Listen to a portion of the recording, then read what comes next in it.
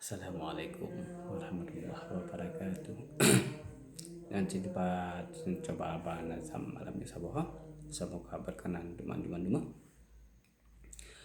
Assalamualaikum warahmatullahi. Jaro 12 ateh cemala, jaro lon ciplo di ateh ule muahlun lake barakan dumna.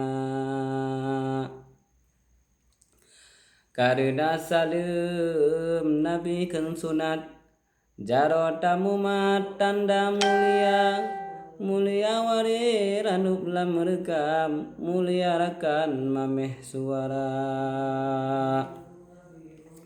Hormat tazim kirim 2 krak kepada cutka abang semua. Lun mumat jaro hantro hai bapa, karena jarak di nanggro luar. Rat layu HP lun kirim nazam, bukan hai cut bang carang lun raya. Tapi nyo yang jut ulun merekam, gelanto timpan bak uro raya.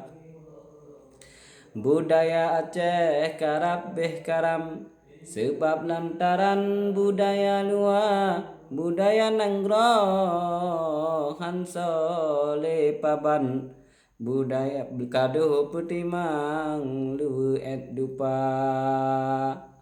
Budaya nanggro hanso lepaban, kado petimang lu et dupa.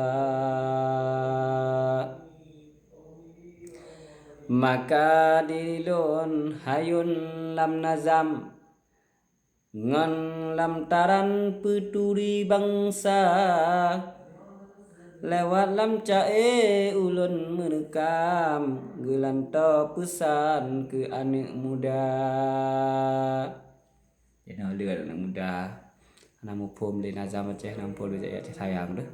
Alhamdulillah na pedik-pedik buah grup dan dalam Facebook na yang peduli untuk nazam-nazam Aceh atau cai-cai Aceh. Semoga urunyan ke bersehat pemandum yang peduli ke budaya nanggro.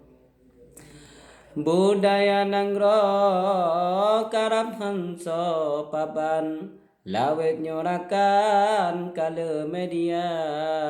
Kada hubak TikTok pegot piasan, menjansikan kan aurat terbuka. Sayang pergi ada yo.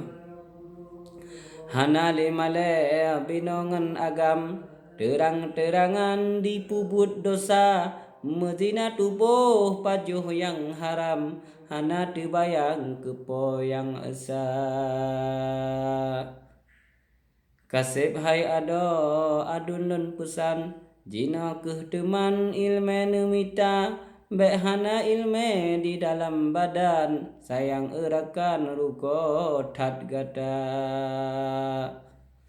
Memada ohno ile karangan, bak lain teman tasambung rika. Wate kaseput pusiap makanan, ke Bandung merakan karab jet buka. Karab jet buka puasa. Cerita aja menurut karang seput karab jet buka puasa. Jadi leput sep onan menung. Ulun akhiri dengan wassalam, mengakhirakan ubit ngan raya. Maklum diri lon manteng et uram, ulun kemarang mesinggung haba. Nah, bagi yang nak tepeh-tepeh ngan azam lun, ngato cai lun nyo lake maah. Salim takzim ke Gurel Lenduan Diza Ulfa. Gurel Lenduan ke Diza Ulfa, salim takzim.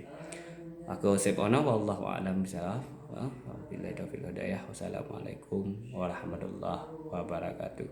Semoga nazam Aceh cai Aceh bujuhu ban sikam Aceh atau pas sibkom dunia.